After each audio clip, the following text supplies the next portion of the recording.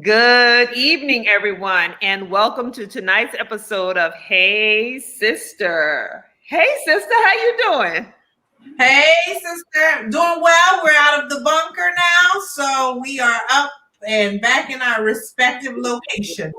Yeah, so we are no longer in our secret location and hiding. So we're going to give you all a little time to come on in the room and join us for tonight's very important, lively, and certainly informative episode of Hey Sister. We want to welcome you to our show. We're going to introduce our special guest because we're so very excited to have him here. But we want you to get involved in the comments tonight. So be sure to join us in the comments. Let us know that you're here. Let us know where you're watching from because we're representing from coast to coast, from north to south, east to west. That's what we're doing today. And so we want you to get involved in the conversation in the comments. We also want you to like, follow, and share this episode because we're going to talk about what everybody's been talking about.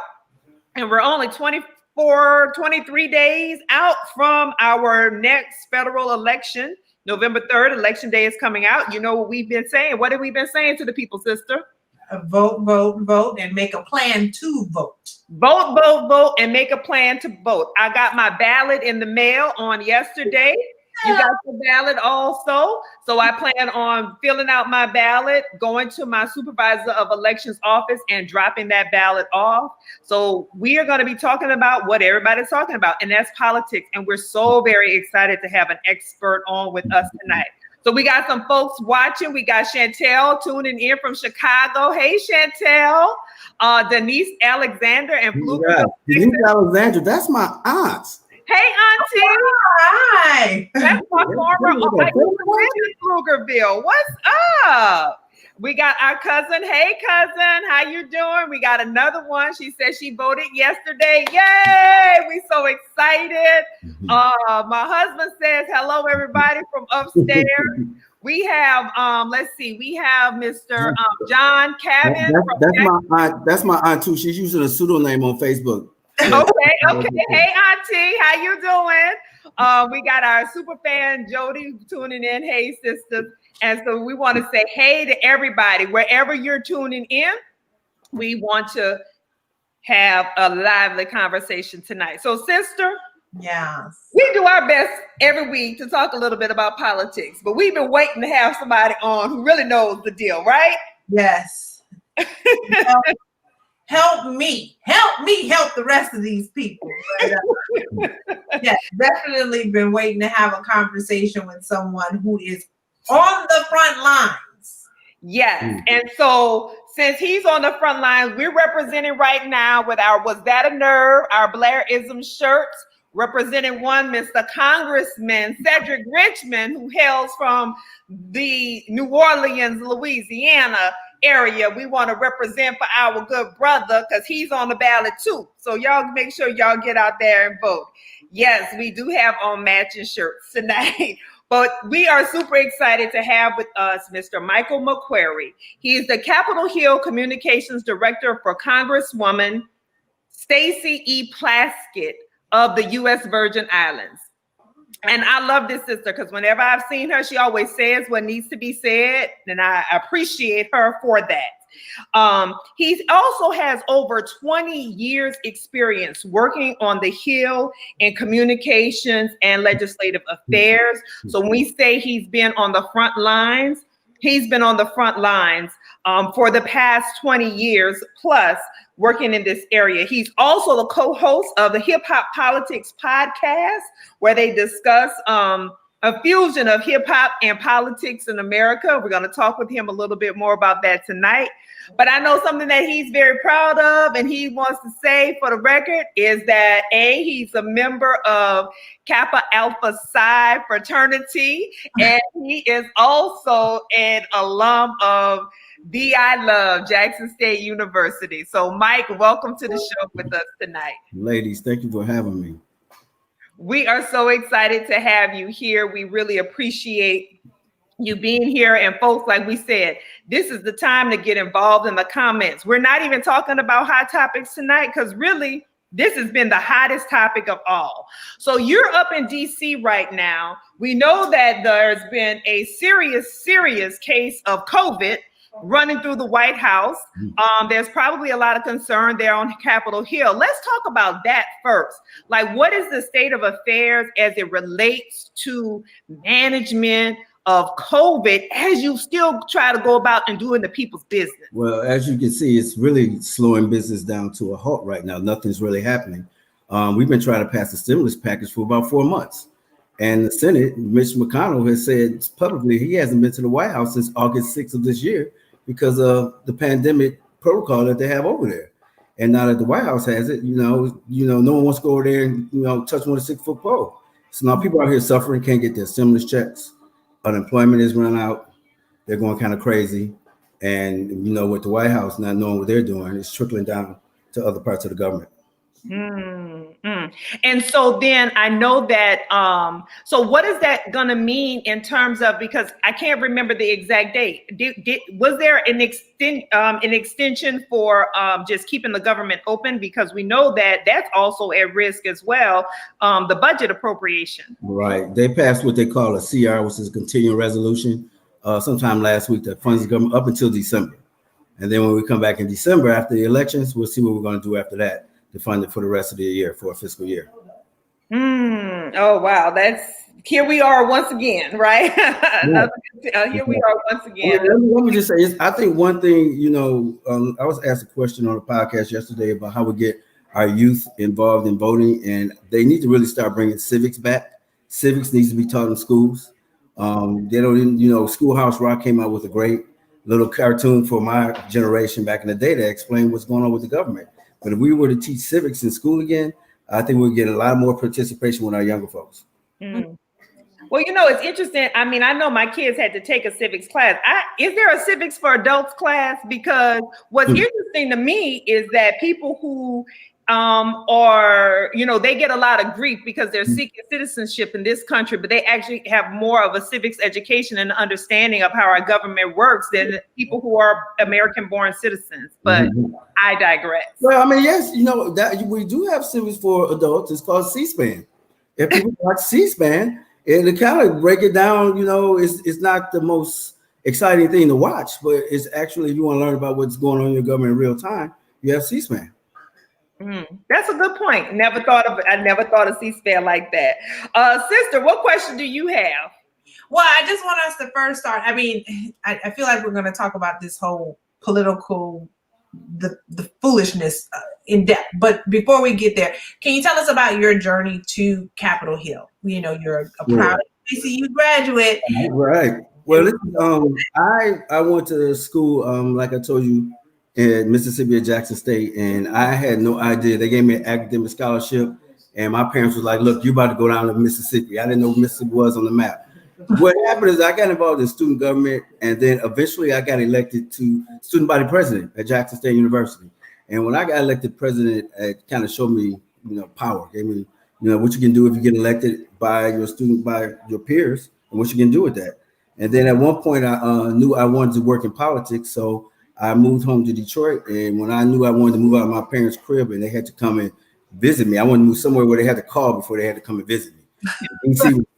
DC was far enough. And so I came and worked in DC because, everything in this world happens. This city has something to do with it. It's the most powerful city in the world to me. And I just wanted to be involved in politics, and I came and worked for my member of Congress from Detroit at that time. And ever since then, I've been here. Wow.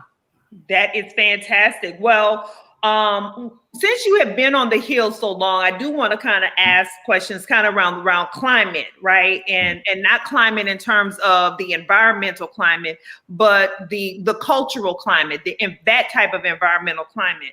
So you've been on the Hill now for, like you said, you have a 20-year career or a little bit more, 20 years and some change career.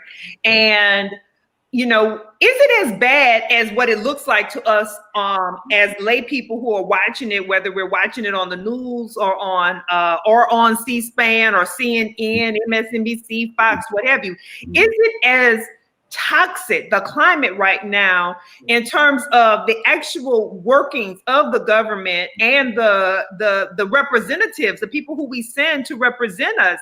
Is it as toxic or as it appears, and how has it changed over the years? It is as toxic as it appears. Let me just be upfront with you. It has, the way it's changed over the years is the news cycle was 24/7.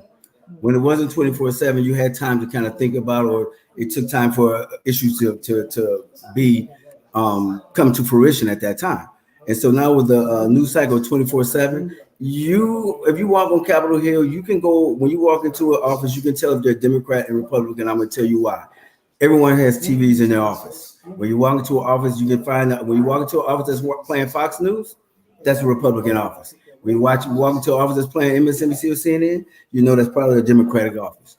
And that's how toxic it can be right now, because you know when you go to different offices, what side of the line everybody's on. It used to be back in the day, you didn't really know who was a Democrat or Republican just by looking at them or where they, what side of the issues they fell on. But now you do.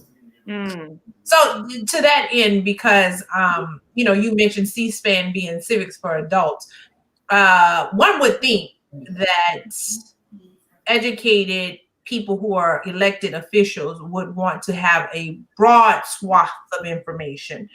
But I guess if we know based on what they're watching, where they sit, and they're not changing the channel, I guess we can't really ask the layperson to be more responsible than them.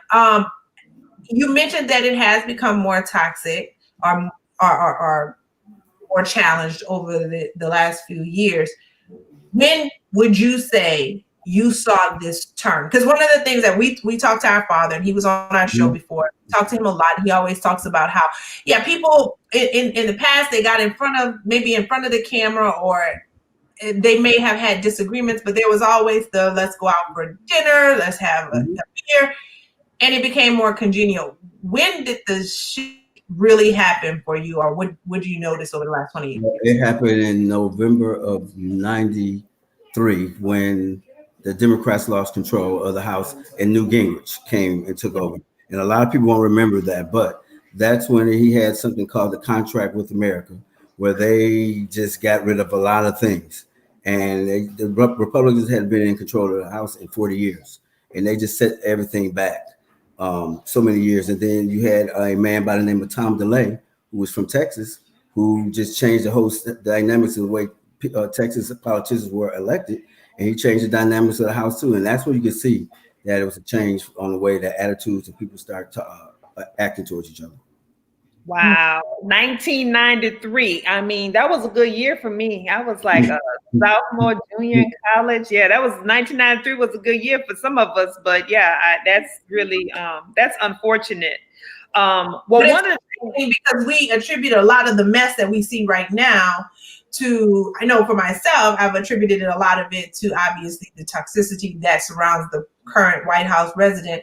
And then before that, the racism that was associated with the election of President Barack Obama. But to hear that even before that, it went to 1993, then that says a lot. Yes. Yeah.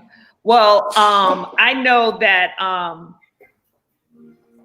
one of the things that happened in the 2018 election cycle was we had a record number of women voted to the Congress.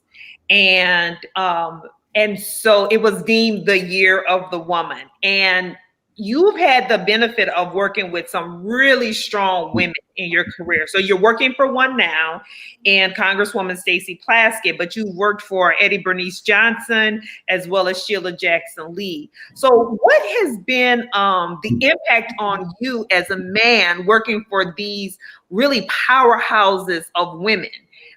Because they've always been there, and then I'm gonna have a B part to that question. But what's been the impact on you as a man for working with such dynamic women? Well, it's been a joy, and it's been an incredible adventure to work for all of them. Barbara Rose Collins from Detroit was the first one, and it was in Detroit. You really didn't see too many female politicians at that time. And what it did is when I got to DC, it opened my eyes that you have much more than then. You have female politicians. You have men, you have women, you have children, you have grandchildren, you have great grandchildren. And so the 2 or 3 that were represented in Detroit, and they were from all over the place. And what's great about working for all those women is I got to see them from different backgrounds. Sheila Jackson Lee she went to Yale, went to UVA Law School. Etta Bernice Johnson was the first nurse to ever be elected to Congress at that time. And Stacey Plaskett was the first person that ever had worked for a member and then on the ethics committee to be a member of Congress too. So, they all bring something different to the table. Some of them have been lawyers, some of them have been nurses, some of them just been regular politicians. And what it is just, it opens the door up to my nieces and nephews, my sisters, and the ladies in my family to see that it's something that they can do too. Yeah. Well, then, so my B part of that question is specifically related to. So one of the things that's bothered me is that with the recent, they call them the squad. I'm not really, happy with nicknames or whatever, but not only the vitriol, the hate, the racism. I mean, even as recent as last week with the president of these United States, number 45, calling Kamala Harris a monster, and Gretchen Whitmer, of the governor of Michigan. I can't remember what he called her, but nonetheless, there's also AOC was called a bitch on the steps of Congress by a fellow congressman. Right. And what are the women doing about it? I want to know where was the rally of all the women, and then where were the Republican women in this? Right. I can't answer for the Republican women or where they were at, but I do know that the numbers are changing, attitudes are changing. You are going to see some real change. They are standing up for one another up there. But and you got to realize that the Speaker of the House is Nancy Pelosi. Mm-hmm. She, that's one of the most powerful women in the world. Definitely up on Capitol Hill right now. Mm-hmm. And so, it's still a lot of. If you watch House of Cards, it's definitely like that up in House of Cards. There's a lot of stuff behind the scenes that you do not see. There are a lot of people who get when you step out of line. There are ways that they can put rein you back in behind the scenes. But that's just for your diehards that are in politics, or if you're up here, you work up here, those things. But trust me, that man that called AOC a bitch on Capitol Hill, so he was handled behind closed doors. Oh, that's good to hear. I hope they ain't pushing folks in front of trains, though, moving trains. No, we're not using the metro like that for now. Oh boy, well, we got a few comments here. Someone wants to know, I'm curious, what is in Mike's glass? It looks good. Jack Daniels. Tell him Jack Daniels. All right, he's sipping on a little Jack Daniels tonight. All right, someone said that Fox News straight up propaganda. Someone else says Fox refuses to report any negativity on Trump. To get it, you must go under Fox News online in the small comment section. I've tested it out, shaking my head. Real quick on that, CNN had a headline up today, and it said infected Donald Trump as the headline. And I just thought, I don't know if that was a correct use of words. They could just say, but even CNN is kind of getting out of control now with the way they're, you got to look at, as much as we want to talk about Fox, you have to step back and watch CNN, MSNBC, some of the stuff that they put on there too, I think is a little bit much. But I didn't know about infected Donald Trump needed to be the headline, because the only word that's going to come to you go look at is infected. And then you go from there. Everything else that they say coming out their mouth is not, you're not even going to pay attention to it. Well, one of the things that I have talked about for a while is we have blurred the line between opinions and news. And so what I encourage people, I say anything that has somebody's name on a show, it's an opinion show. So really take it for what it's worth. That's not news. Although it's on a cable news network, it's not news, it's an opinion piece. Right. Just like what Hayes' sister is, right? It's all about our opinions. And so where do you go get your news? What are the reputable news sources for you? That's a very good question, because it all depends on what you look as news. It's we're up here every day. It's 24/7 cycle, so it changes constantly. But when the Washington Post is very good, but at the same time, I go and see what the New York Post is saying too. Just on the flip side, just like sometimes I watch Fox just to see what the other side is saying, and then you kind of compare it to the other network stations too. But I like you get a lot of news now from podcasts, because people can be real with themselves. NPR is very good too.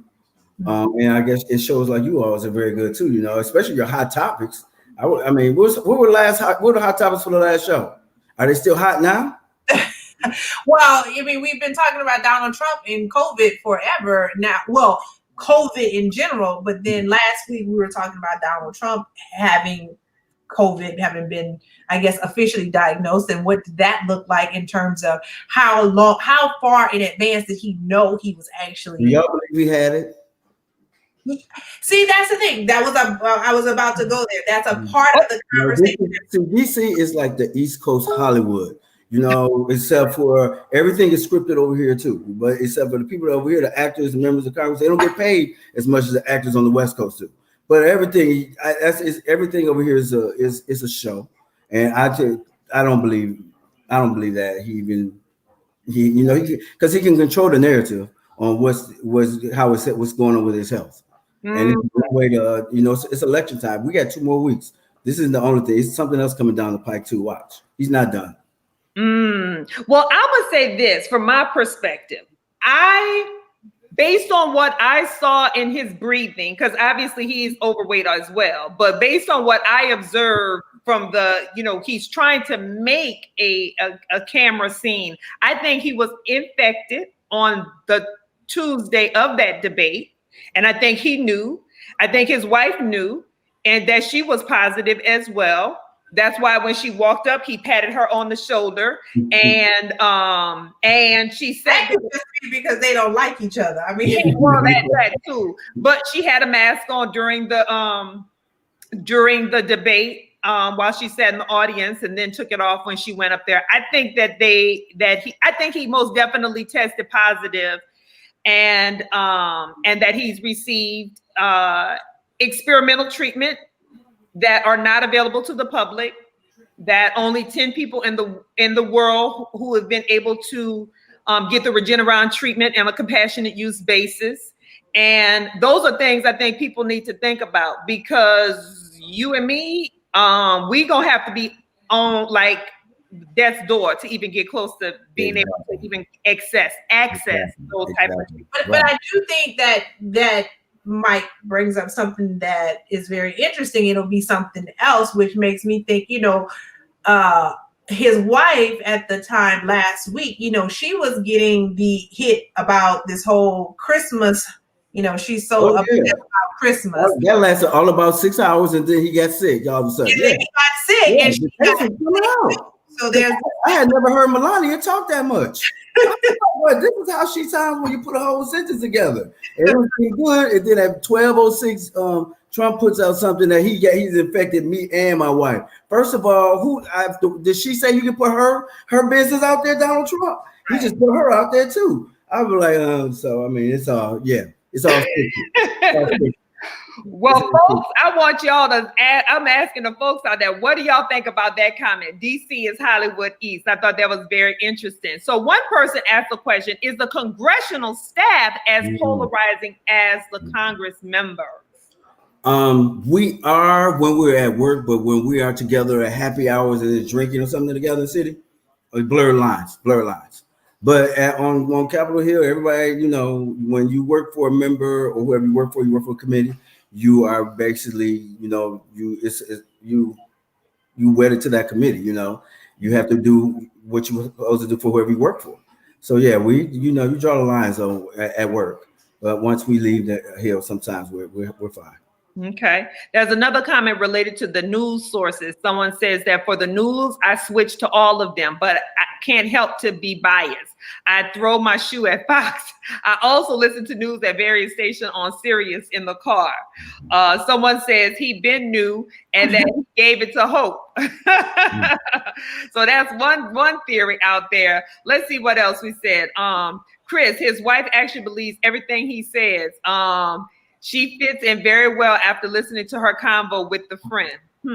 Very much so. But that wasn't a friend, really. You taping my calls like that, and then a year later, you on the news talking about it, trying to make money.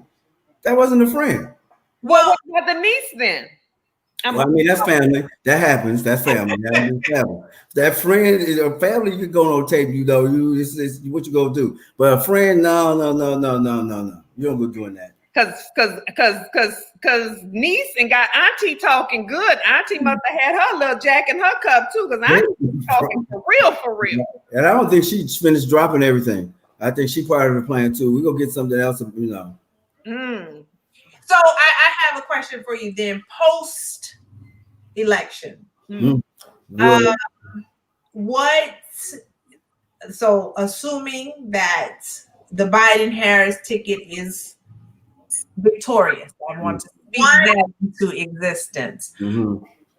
What damage do you think, what further damage, but what very impactful damage do you think will be done prior to inauguration? Well, first of all, it's going to be when do we find out who's won? Some people saying we're not going to find out that night. My opinion, regardless of the fact of whoever wins and loses, something's going to happen. You have Donald Trump who's already saying that he's not going to go quietly, and that the elections are already it's a flawed situation as it is. So it's going to be a lot of chaos, I think, in the beginning. I hope it's not.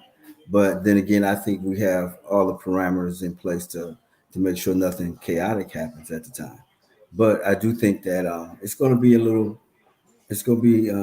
very tense around the country. It is. And all over the world. But definitely it's going to be tense. And I don't really try to alarm nobody or scare anyone, but I mean, we've been running scared for like 4 years ever since this man has been in. But you have to admit, he told you what he was going to do when he was running. When he came down that escalator that time, I did not think that this man would become president of the United States. And so now we just are in very dire needs right now. And, I don't know what help he's getting from Russia or China or Russia, but he's getting some help from somewhere. And we just got to hope on November 3rd, everything goes as planned. And hopefully by November 4th, we know who's won and move on. So that's why you folks who are watching right now, and as you share this with your friends, hopefully if you're watching this on Facebook, you've started a watch party. If you're watching it on YouTube, hopefully you share this link with your friends, because we want everybody to get the message. You need to vote. Get out there and vote early and vote the entire ballot. And we need to vote in record numbers, because obviously we know he lost the popular vote by 3 million.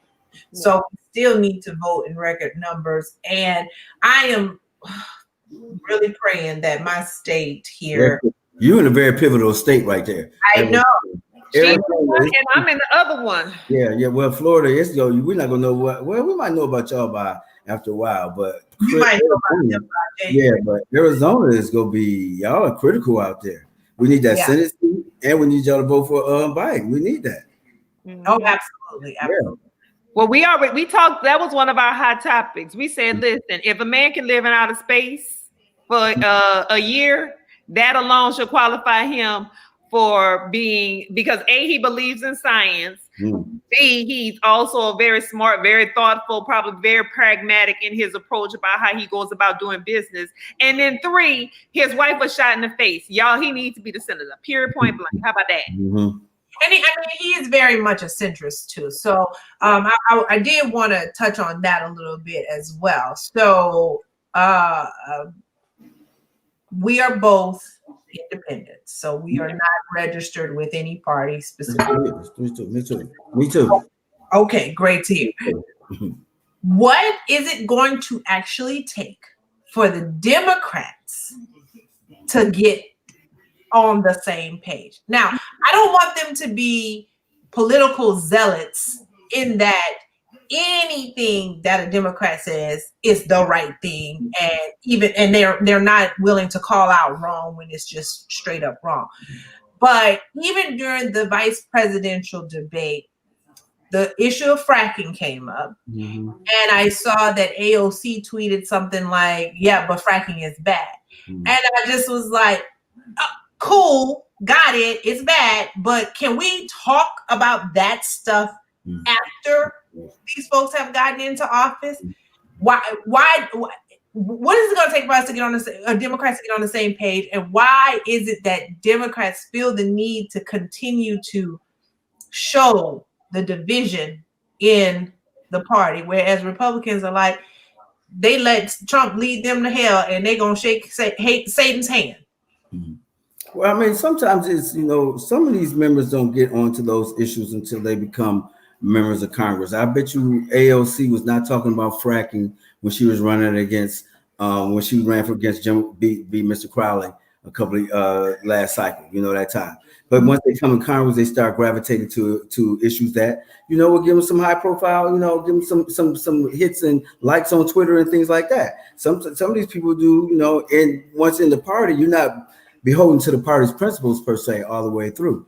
What will bring us together is we need to start letting people know how important the things like the Supreme Court is. Things how when the president appoints these judges to these courts, how important that is, because the way the Supreme Court is about to change now is going to change the way that every Democrat thinks about some sort of issue. It's going to be affected no matter if you're a conservative Democrat, moderate, or if you're a liberal Democrat. Whatever, some issue this Supreme Court is going to change or get rid of. They've already did it with some of the voting rights already, and you're talking about the way they're going to do about healthcare. Healthcare is nonpartisan. When you get sick, you get sick. You can be a Democrat or Republican, but it's going to affect everybody. We need to start, thinking long term about when we place judges, when we place the judges and Supreme Court judges. And then that's when we'll all come back together. No one Democrat is going to agree. All of them are not going to agree on everything. We're not. But then then why are we so public with the disagreements? Whereas again, you have, with the exception of the late John McCain, who, when he did the thumbs down vote, it's so like Mitch McConnell and Donald Trump, it's like, do they know where the bodies are buried or something? What do they have on y'all? Well, they're very good point. I mean, as president of the United States, Donald Trump does get access to everybody's FBI file. So there's a lot of reason why a lot of people are, running around here on eggshells. Lindsey Graham, people like that. It's Miss Lindsay, you talking about Miss Lindsay tonight? Yeah, think about it. I mean, he has a file on him. I'm sure. I mean, all of a sudden now he's on his side. But I mean, yeah. But to answer your question, you have to realize again, the news cycle is 24/7. So now when you say things back in, it's out real quickly. When somebody's disagreement, when it's supposed to stay in house, it normally doesn't stay in house when you're dealing with it's like 291 Democrats in the House right now that Nancy Pelosi has to, take control of. There's no way you can keep them all quiet. Somebody's talking, to somebody. But if some issues they stick together on. They do. And some issues that, someone wants to take another road and they go another way. Well, that's that. I never thought about that FBI file. Thank you, because I've been wondering what the hell. That was like, yes, you are absolutely right. He got the FBI file on everybody. Everybody. You can ask for anybody's file. Okay, we have a few questions. Yeah, I'm gonna ask these questions, but that is just resonating in my spirit. You already know that he know about Miss Lindsay. Let's just put it out there. Okay. Listen, but Miss Lindsay gonna say yes. If y'all didn't see what he said about the only African Americans, and I mean it was in a bigger kind, but African Americans, it's a big conservative. If they conservative, they can go anywhere they want in the state of South Carolina, but South Carolina is not a racist state. I was like, you mean the one that Bree Newsom had to climb up that damn ladder and pull that flag down? That state? You and I can't remember her real name, but I'm not calling her Nikki, but y'all know her. Haley. Yeah. Her, both of y'all need to go sit down somewhere. All right, we got a couple of questions here. We have one that says, Republicans, this is a comment, Republicans can run a platform and their people adapt and believe that platform. Don't care who the demon leading in. Someone else says, may I ask Mike, what does he think about Trump's platinum plan? What's the platinum plan? What is a platinum plan? Now, we talked about this in Hot Topics a few weeks ago. Just the absolute insinuation, the racism in trying to say a platinum plan, which was for the blacks. Right. A platinum plan for what? I haven't heard of this. Oh, you hadn't heard about the platinum plan for Black America? No. Oh, But is this coming out of Trump's? Yes. Well, then let me be honest, because I really don't listen to nothing he says. I don't. I just like you. I mean, people. Even the debate with him and Biden, I didn't watch it because I already know who I'm voting for. So I didn't really watch it. So when you say, if you watch it or listen to it, you go start kind of believing it. So I never even heard about this platinum plan yet. So what does this platinum plan do? Well, let's look it up. Because I don't. It's definitely something I want to probably rally against, simply because it has Donald Trump's name on it. That make it easy right there. Oh wow, that's for sure. Well then, so what do you think about the Negro and Hispanic convention at the White House yesterday? With Candace being led by Candace Owens, since she paid per diem for folks to appear. Yeah, that was. I saw a little bit of that. I think it was a little bit out of control. It's kind of funny to use the White House for a backdrop for a political event, especially for people of color like that. But again, who are we dealing with? Donald Trump. Mm-hmm. Yeah. So if anything, you got 23 more days. Vote now if you can. Vote early, but you see why he needs to go. So the platinum plan, according to the DonaldJTrump.com website, building on his record of promises made, promises kept, President Donald J. Trump has released the Platinum Plan for Black America, which will uplift Black communities across the country through a $500 billion investment. After years of neglect by Democrat politicians, Black Americans have finally found a true advocate in President Trump. Guys, what's the points of the plan? What they gonna do? I was just trying to get there, but okay, let me see. The name alone, Platinum Plan, that's where you started wrong at. That's where you started. You could have came up with a little better name than that, Platinum Plan, and then you go dedicate that to the Black people. Platinum Plan, okay. Yeah. So his plan will increase access to capital. Mm-hmm. Businesses. Can I read from the website? I don't have the answers. I'm just telling you. Fuel Black-owned businesses, cut taxes, increase education opportunities, lower the cost of healthcare, further criminal justice reform, make Juneteenth a national holiday, prosecute the KKK and Antifa as terrorist organizations, and make lynching a national hate crime. And it really doesn't go into any specific, they say like jobs, and there's more stuff here, but it's not, so. Someone says gentrification made easy for his rich friends. Another comment here says platinum plan equals plantation. How about that? One of the things that struck me about the platinum plan, I know that was my opinion, wasn't asked, but what struck me was the fact that you have been in office, sir, for nearly 4 full years, and we have had Senator Kamala Harris, Senator Cory Booker, and if I recall, Senator Tim Scott, that put together a plan to make lynching a national a hate crime. Mm-hmm. I don't understand how in 4 years that hasn't already been done. Well, it should have been done 20 years ago. Exactly. 20 years ago. Right?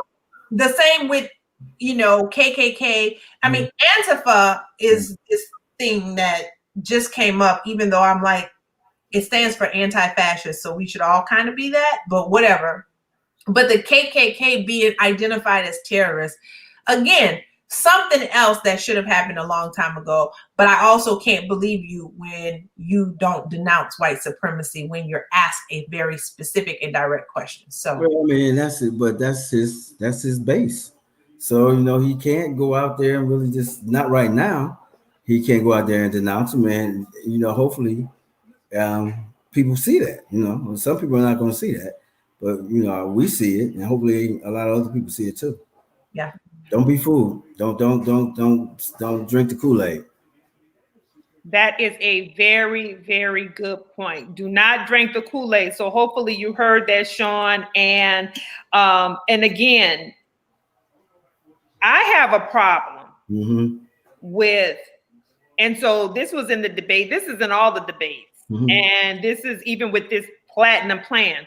Why is it? I know about the disproportionate impact a criminal justice system has on the African-American community and African-American men specifically, and then also the Latino community.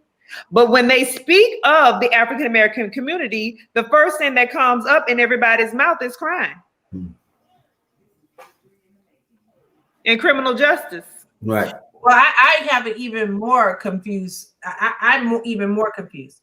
I am more confused at how this man is the president of Law and Order, supposedly. He's all about law and order, but then they try to which is one of my favorite shows, but he's making yeah.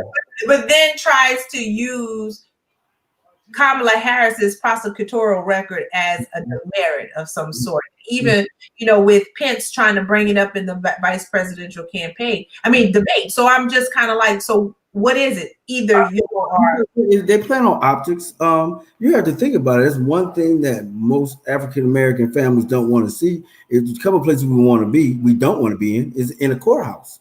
And, and if we're in the courthouse, it's because either we or somebody in our family might be in jail. And the worst, once you're in a courthouse and someone in your family's been arrested and they're going for a judge, the two people in there you really don't like are the judge and the prosecutor. So that's why they're trying to make her out to be the boogeyman.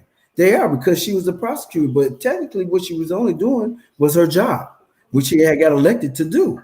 We got to realize the people of California elected her to be for that job. So evidently they elected her for a reason, and someone had to do the job. It just so happens that she was very good at it. And regardless of who she put behind bars, I think she put behind bars people that were guilty and deserve to be behind bars. But let's talk about her being a senator now. She's no longer a prosecutor. Let's move on. Let's turn that page. That's what we need to start telling people. Let's talk about her now as one of these people that's sitting on the Judiciary Committee and asking these tough questions. And her rise to stardom that she did, how quick she rose to what she's doing, Yeah, absolutely. And so I'm going to do something that I hate when people do. Mm-hmm. And that's ask me to speak for all Black women. But I'm going to ask you to speak for all these Black men out here who are stuck on that point of what she did to Black men. And speaking of one, Kamala Harris.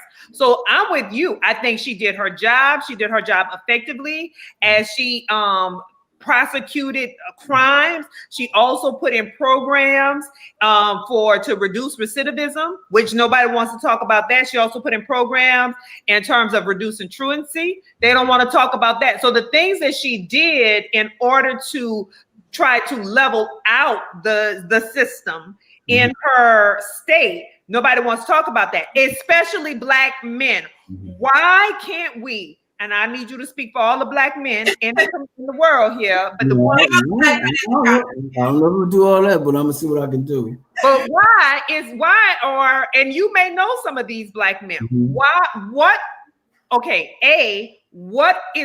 are Black men struggling supporting a strong Black woman when we know you've been an example of you've worked for some very strong Black women? Two, why can't we just get Black men to protect Black women? I think we are supporting Kamala Harris. It might be, I don't know, the one or two that you might be talking about, but I think as a whole, we are supporting Kamala Harris because she's the best person for the job. And you have to think about it. Of all four people that are involved, Joe Biden, Kamala Harris, Trump, and Pence, she actually is the strongest person, in my opinion, out of all of them. So, I just think sometimes, like I said, the news cycle is 24/7. You have a lot of people that drink the Kool-Aid that shouldn't be drinking the Kool-Aid, but I think they'll come back around. If you hear brothers make comments like that, just, I don't believe that really. I would hope not. She is the best for the job, regardless of her being a woman or whatever she is. She's the best for the job. She's credible. She has the pedigree. She has everything to be vice president and president. When I looked at her debate, which I did watch, I did say to myself, do you see a future president in this person? And I did. And if you can, I'll use that as a litmus test. If you will you feel safe if you have to wake up and your president is Kamala Harris? If you say yes, then you should vote for her. You should. And if you say no, I think you should look hard as opposed at who you have if it's not going to be her. What the alternative is. And right now, if the alternative is either her or Donald Trump and his team. Mm-hmm. So I mean, I just think it's just the times, it is. 2020 has just been a crazy year. Mm-hmm. Everybody, a lot of people just thinking out the box nowadays, and they have a lot of stuff on their mind. And some people want to just throw the whole year 2020 away, but we can't. We gotta live with it. And here it's one good thing hopefully comes out of this in 2020 is we elect Joe Biden and Kamala Harris. That'd be a great way to end this year. Yes, absolutely. And begin the next year. So we got a couple comments here. Some Black men, like a lot of voters, have to be matured to be more politically sophisticated. That's a very good point. Because some things you don't need to say in public or say out loud. Per se, kind of keep some stuff to yourself. And because I don't know if I would have made that comment, even though I did believe that, especially to another Black woman. Just keep it kind of to yourself, or maybe go if you believe that, and hopefully you can go and find out how we can change that. But I don't think that's just something you should say, to a sister right now, or period, really.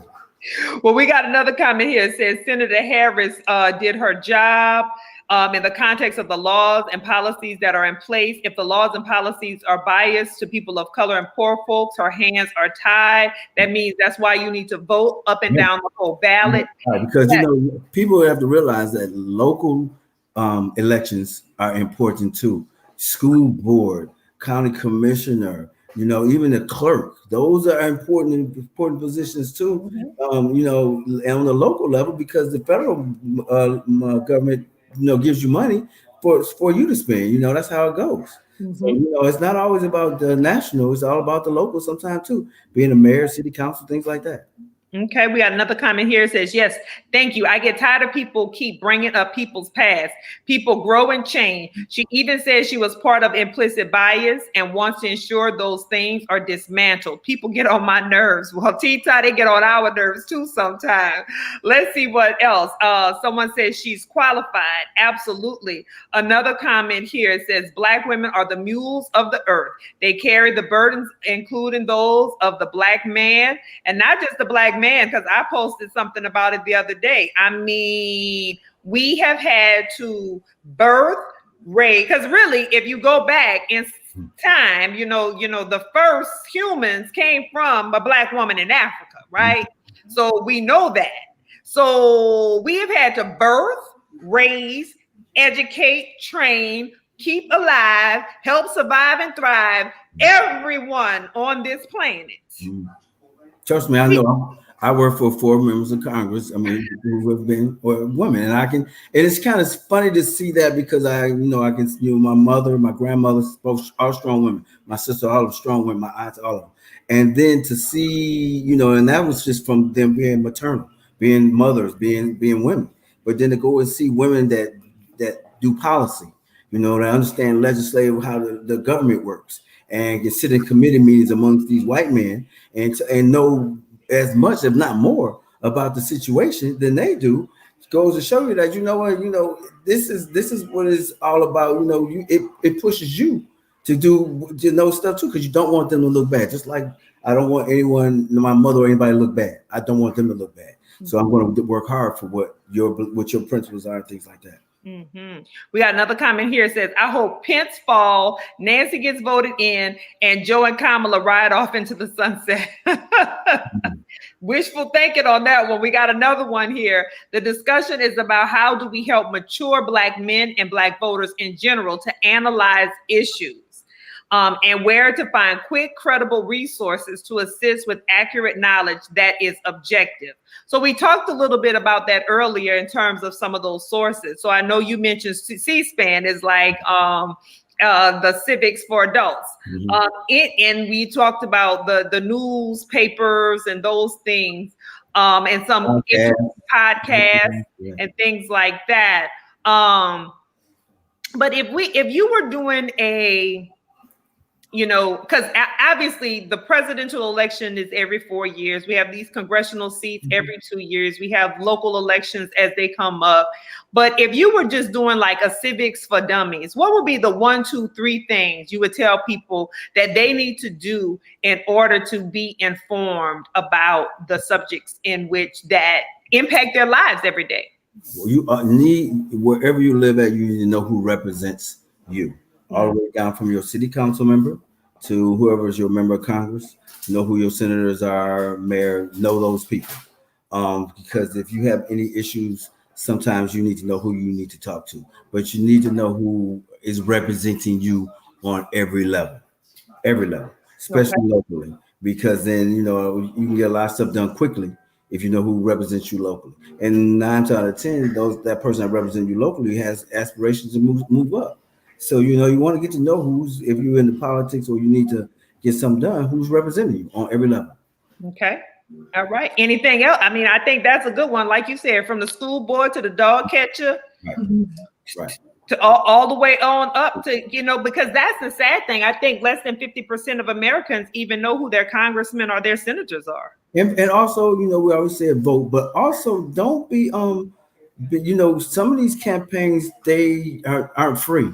To put it in a better words, you know, so sometimes you have to, you know, if you see somebody you're interested, write them a check, and be surprised how quickly your phone call will get answered when you've written a check. Not saying that writing a check gets your phone calls answered. Not saying that, but they do need financial help sometimes to put up signs or things like that, and very appreciative to those people that support them monetarily.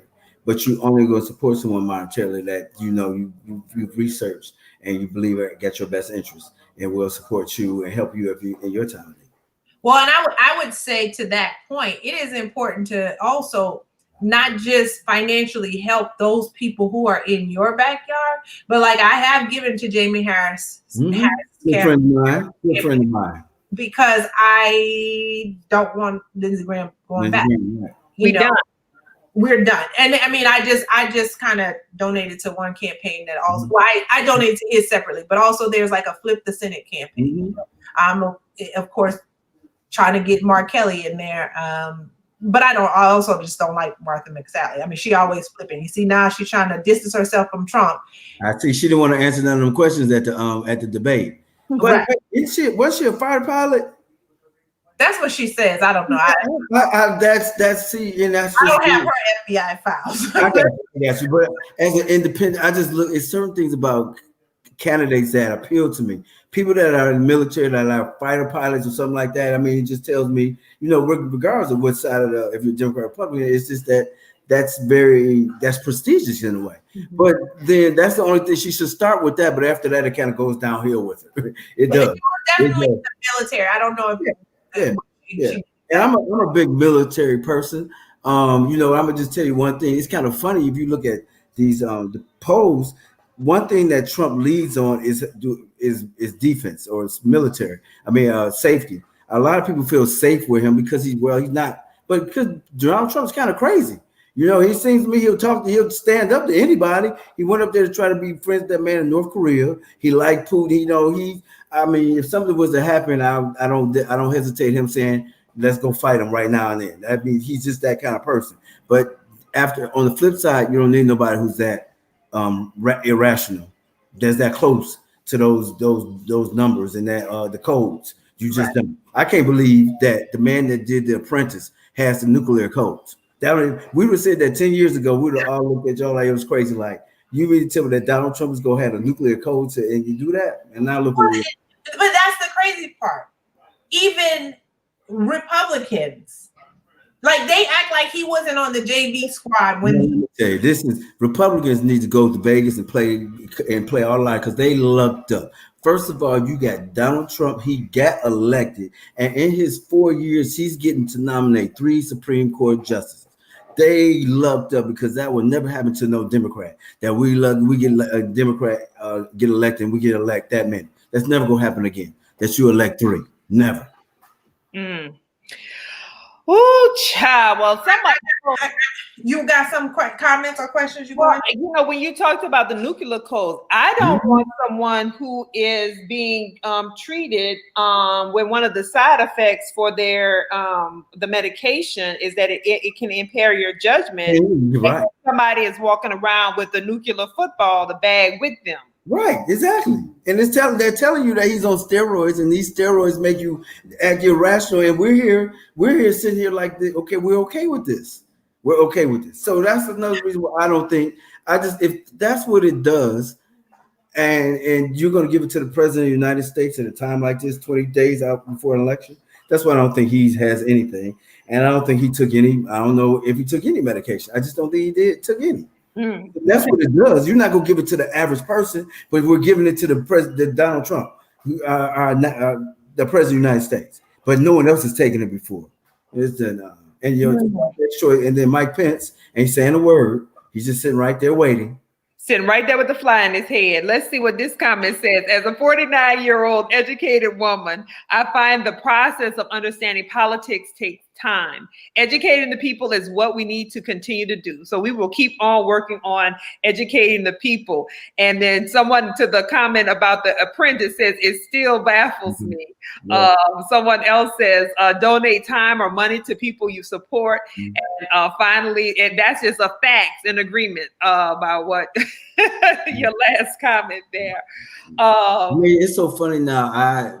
Voting is so easy now because you get most places you get mail in your votes now. And back in the day, the joy for us, I was just telling. That's another reason a lot of people, my first time voting was, it was very something I wanted to do. I remember that. And nowadays, when kids turn 18, they don't even look forward to voting because it's not something that's, told to them on how important it is to vote. And now it's easy for it. Now we used to, it used to be back in the day, it used to be, you hope it didn't rain on voting day because they thought that if it rained, we weren't gonna come out in the numbers that was, black people not coming out getting their hair wet, standing in line rain. But nowadays, it's, you don't even have to worry about that now. If you gotta vote. It's important. Absentee, how to do mail-in voting, and they're trying to stop that now. But yeah, it's easy now.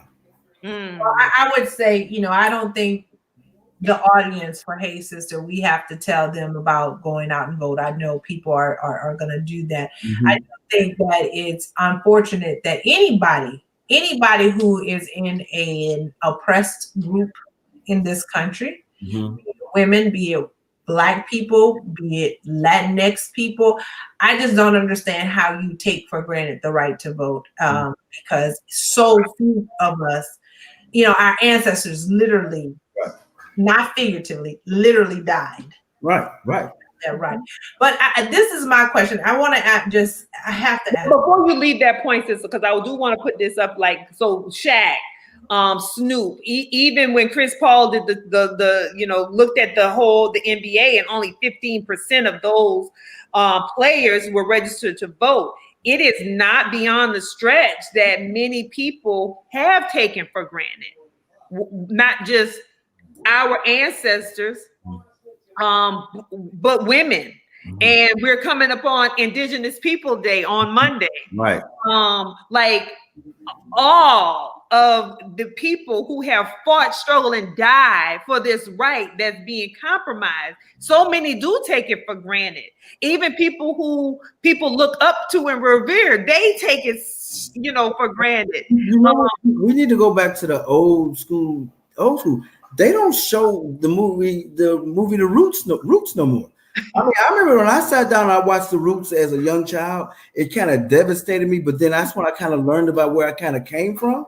And I kind of made me that interest. Movies like Cooley High, The Roots, we need to start showing those movies again so the kids that's coming up behind us can watch it and know exactly what's kind of going on, because some of these things they don't understand. I don't think they understand the dynamics of the marching and the civil rights, movement back in the day, what it was all about. Because a lot of those members are passing on. We just lost John Lewis a couple of weeks ago. Those are kind of icons for us. Mm-hmm.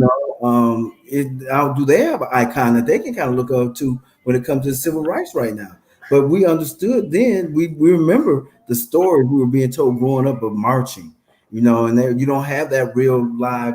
You don't have your family members around too many that can tell you those live stories that you can look at now. You go on off of what you heard or what you see on TV, and so to have that, to listen to that history and have it documented and told to you is you know, is big. But we're losing that institutional knowledge. We're losing it. Yep. Very, very much so. And my kids, they don't like their mama very much because she makes them watch all of those things. But I know there's have they seen Roots? Have they seen Roots? We watched the original and the newer version because you know they had a newer version come out. So I watched the original. I mean, it's the think back of how I remember how it came on ABC. And I remember how we all sat in the living room and watched the little floor model TV we had, and it was just kind of, you know, it was very at that time in the 1970s. I was born in 70, and when that came on, there was just a lot going on, and you just getting past the rides just to see where we came from. We had no idea, no idea, and it just changed the whole dynamics of how we look at stuff. At least for me, after that movie changed, you know. Then we would go see something like The Wiz, and you know how they changed from The Wiz to The Wizard of Oz, from The Wizard of Oz to The Wiz, and it was like dynamic too. It was like, okay, things Black people come a long way. Absolutely. So, sister, you were asking a question. Yes, I was going to ask this question. So here's where I personally need help. I'm at the place where I believe that anybody, particularly white people who are voting for Donald Trump, are racist. And I feel that way because this idea of, you know, this one issue voters, right? Oh, it's about taxes. It's about abortion. It's about law and order, whatever they claim that one issue is. I look at that like, seriously, is that how you date somebody? Like, do you just, somebody can have 57 things wrong and then you like, but he liked dogs. So we are match made in heaven. I just don't understand how they latch onto one issue and make it about that. So for me, I have been very challenged because of social media, comments that I've seen, that I tend to believe that if you are a Donald Trump supporter, then you're racist. Now you're seeing this firsthand. You've hipped us to the FBI file, so maybe some of them not racist, maybe they just scared. I don't know, but what are your? I mean, I don't know. It's because I know a few brothers and sisters who are Donald Trump supporters, so I'm kind of figuring out where would I put them at, and it's category. In the stupid category. Right? That's not cool either. But I cannot understand. And I think some people are just, regardless, you have to realize some people vote Republican regardless of who the person Republican is. Just like some people vote Democrat regardless of who the Democratic person is. So I want to factor in some of those people that follow Trump. And then you also have a factor in some people wanted anybody that didn't look like Obama. They just didn't care. You had 8 years of a black president, and those white people, or wherever they were highly upset because of that. They are. So they were going to go with anybody else that, not Hillary Clinton, because she helped him get to where he was at, but whoever else, and look who we got Donald Trump. And I don't know, you don't get me wrong, you probably do have some that are racist, but we probably have some people that are Democrats that might be racist too, as much as, you know, don't want to say it. So you just hope that our numbers are lower than theirs, you know, you really do.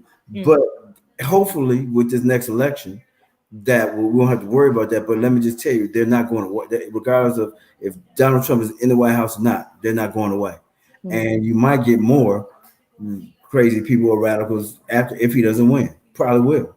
But so you're saying may not. So you're actually saying that from a white perspective, they actually may not be racist. I mean, yeah, I'm pretty sure it's one. They're not. They just vote because he's a Republican.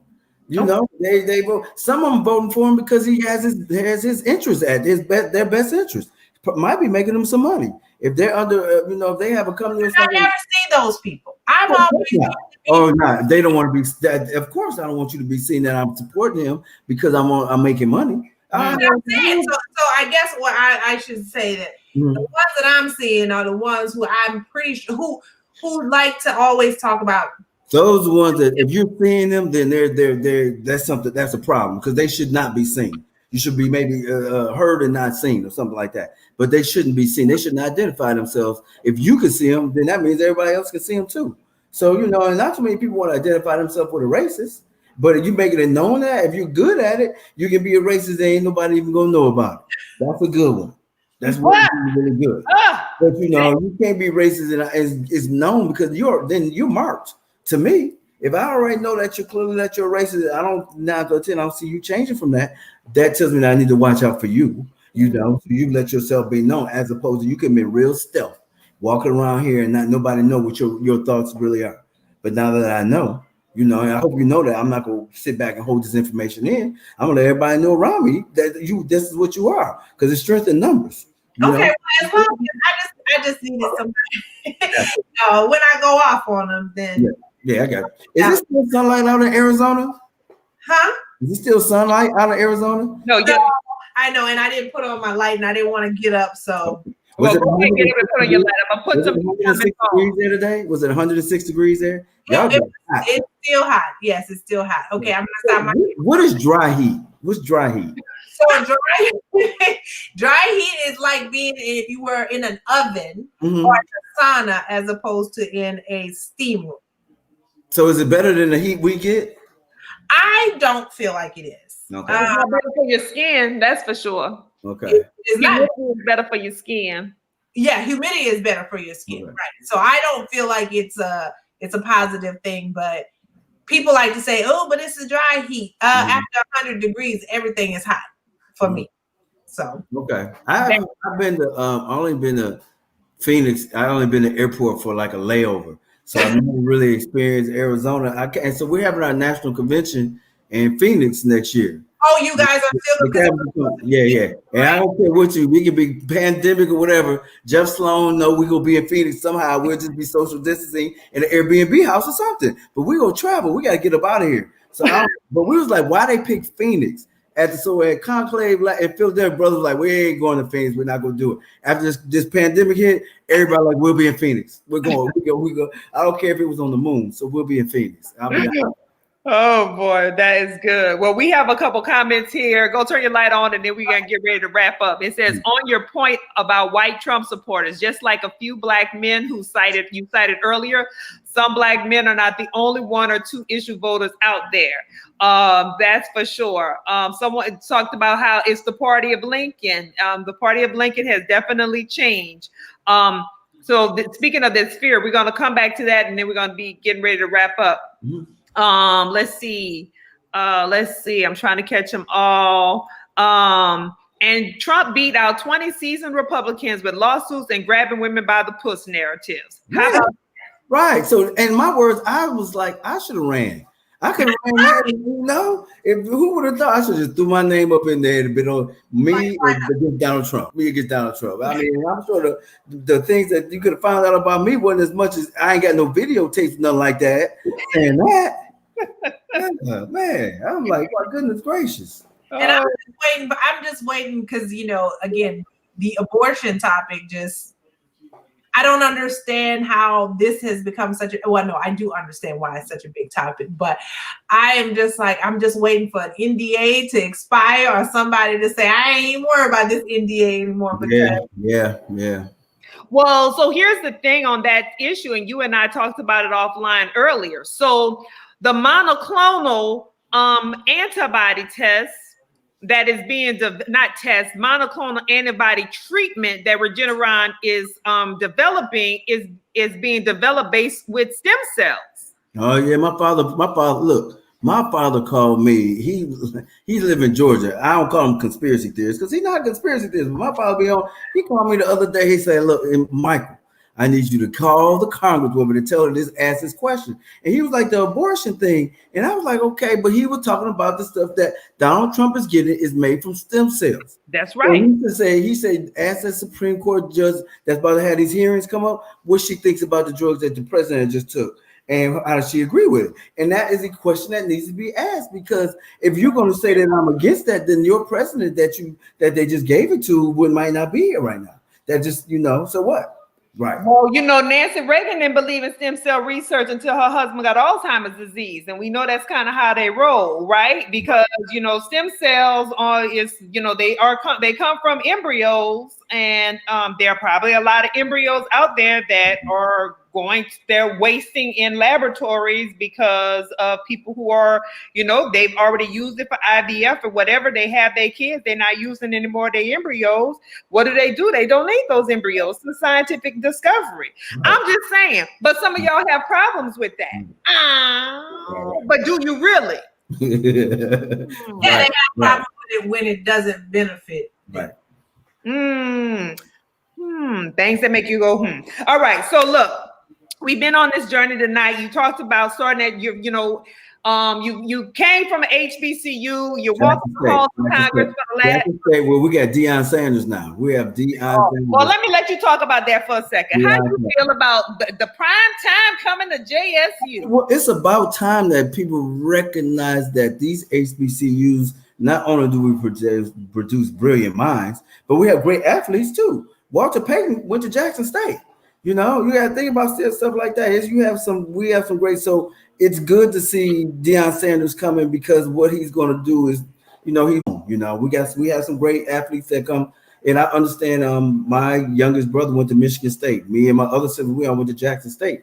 But you pick and choose your school for a reason. But it's about time that the HBCUs get the due, the respect and the notoriety that we need, that we should get. Well, I'm gonna let y'all have your little swag moment. Go ahead on, say what y'all won't say.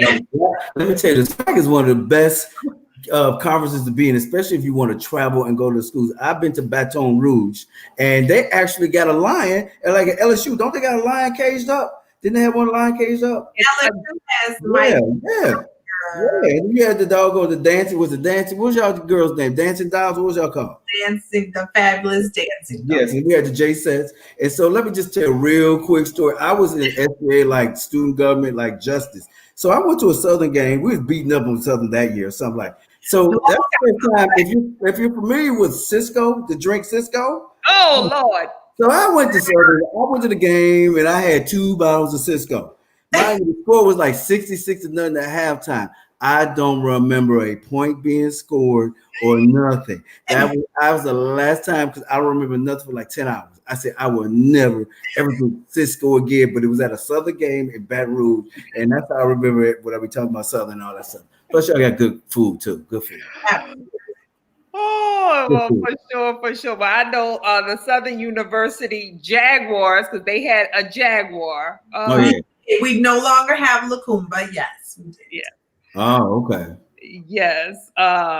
So I am so looking forward to so we're just talking about your journey. And so one of the things we did want to talk about as we get ready to wrap up our show tonight is your podcast. So tell us, and the HBCUs in the house, they represent in our comment section here. So if you went to HBCU, represent for your HBCU in the comment section. Oh, and I would have to add, since we mentioned the swag, obviously we know Bethune-Cookman as well as Florida A&M just recently joined. It's gonna be off the chain because now that you bring in Florida, and so Jackson State played FAMU in Miami next. We might go to the game, but we definitely going to Miami. We might go to the game that's in Miami, but yeah, we're definitely going to that.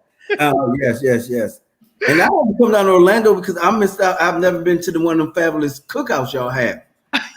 I've been supposed to been at them for years. I've missed them, but I got to get down there because I hear it's the event of all events. Yes, I was thinking about trying to recreate a virtual version of it, but we can't tell everybody that. We're gonna keep that private.